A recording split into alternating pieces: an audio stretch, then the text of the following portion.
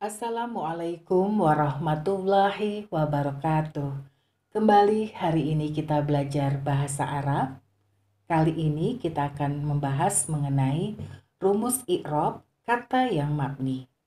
Pada video sebelumnya kita telah belajar mengenai rumus i'rab untuk kata yang mu'rab. Mabni adalah kelompok kata yang tidak berubah-ubah kondisi akhirnya. Karena itu, ia tidak sama i'rabnya dengan kata yang mu'rab. Kita tidak bisa mengatakan kata yang mabni itu marfu, mansub, majrur, dan majzum. Akan tetapi kedudukannya yang marfu, mansub, majrur, dan majzum.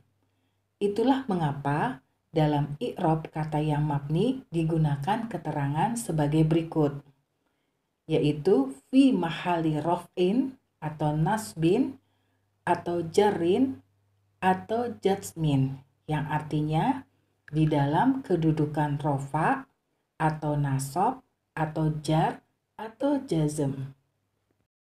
Selanjutnya, untuk memahami rumus i'rab kata yang mabni, kita perhatikan tabel berikut ini. Kita perhatikan kolom sebelah kanan, yaitu kolom jenis kata. Selanjutnya, kolom keadaan mabni. Dan selanjutnya, kolom kedudukan. Kalau kita perhatikan, rumus i'rab kata yang mabni, yang pertama adalah kita tentukan jenis katanya. Lalu setelah itu diterangkan keadaan mabninya. Dan setelah itu ditentukan kedudukan kata tersebut di dalam kalimat. Sebagai contoh, kita perhatikan untuk contoh yang pertama. Misalkan jenis kata tersebut adalah domir. Setelah itu kita jelaskan keadaan mabninya. Misalkan keadaan mabninya adalah mabniun alat domi fi mahali rof'in, yaitu mabni di atas domah pada kedudukan rofa.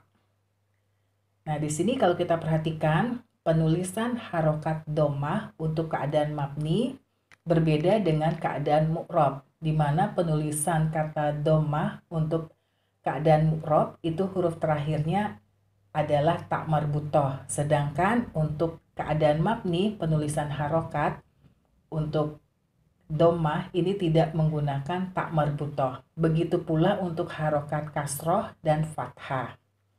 Lalu setelah itu kita tentukan kedudukan kata tersebut di dalam kalimat. Misalkan kedudukannya sebagai mubtada.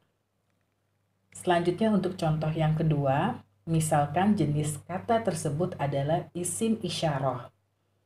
Dan di sini contohnya untuk keadaan mabni, misalkan mabniun ala sukuni fi mahali nasbin, yaitu mabni di atas sukun pada kedudukan nasab. Setelah itu kita tentukan kedudukan isim isyarah itu di dalam kalimat, misalkan kedudukannya sebagai maf'ul bih.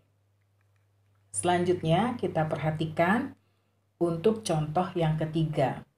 Misalkan jenis kata tersebut adalah domir. Lalu kita tentukan keadaan mabninya. Misalkan keadaan mabninya adalah mabniun alal kasri fi mahali jarin, yaitu mabni di atas kasroh pada kedudukan jar. Setelah itu kita tentukan kedudukan dari domir tersebut. Misalkan kedudukannya sebagai mudhof ilaih. Selanjutnya untuk contoh yang keempat, misalkan jenis kata tersebut adalah isim isyarah. Kita tentukan keadaan mabninya. Misalkan keadaan mabninya adalah mabniun alal fathi fi mahali rof'in, yaitu mabni di atas harokat fathah pada kedudukan rofa. Setelah itu kita tentukan kedudukan isim isyarah tersebut di dalam kalimat. Misalkan kedudukannya sebagai mubtada. Semoga rumus i'rab kata yang mabni ini bisa dipahami. Selanjutnya untuk i'rab kata yang mabni, kita perhatikan contoh kalimat berikut ini. Kita baca kalimatnya huwa tolibuka, yang artinya dia adalah muridmu. kita akan i'rab setiap kata dari kalimat ini. Kata yang pertama adalah huwa. I'rabnya adalah yang pertama sesuai rumus i'rab kata yang mabni, kita tentukan dulu jenis kata. Nah, di sini kata huwa ini merupakan domirun munfasilun, yaitu domir yang tidak bersambung. Artinya domir ini berdiri sendiri. Selanjutnya kita tentukan keadaan mabninya. Nah, untuk domir huwa ini mabniun alal fathi fi mahali rof'in. Mabni di atas harokat fathah yang kedudukannya rofa. Setelah itu kita tentukan domir ini kedudukannya di kalimat sebagai apa. Nah, di sini kata huwa kedudukannya sebagai mubtada. Selanjutnya untuk kata yang kedua yaitu kata tolibu. Ini merupakan khobarul mubtada'i marfu'un wa alamatu raf'ihi dhammatun zohiratun fi akhirih. Nah, di sini kata tolibu ini merupakan isim mu'rab. Sudah kita pelajari pada video sebelumnya. Kata tolibu ini merupakan khobar mubtada yang keadaannya marfu dan tanda i'rabnya adalah rofa dengan domah yang tampak pada akhirnya. Wahuwa mudhof, dan dia juga sebagai mudhof. Selanjutnya untuk domir ka yang bersambung dengan kata tolibu, karena di sini domirnya adalah tulisannya satu huruf, maka kita tidak boleh menulis ka adalah domir muttasilun. Itu tidak boleh. Tapi di sini harus kita tulis al-kafu.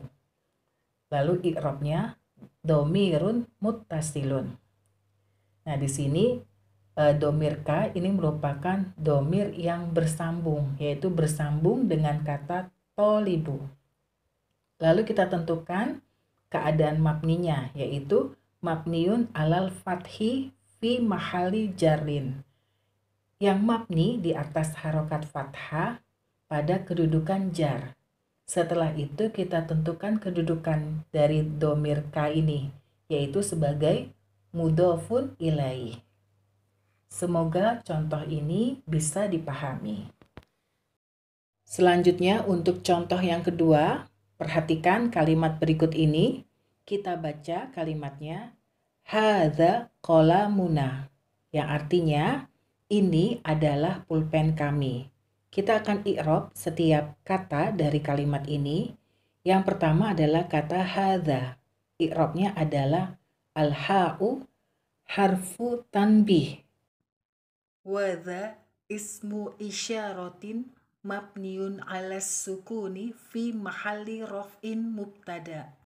Jadi kata hadza ini haknya adalah huruf perhatian dan dzanya itu merupakan isim isyarah yang mabni di atas sukun pada kedudukan rofa sebagai mubtada.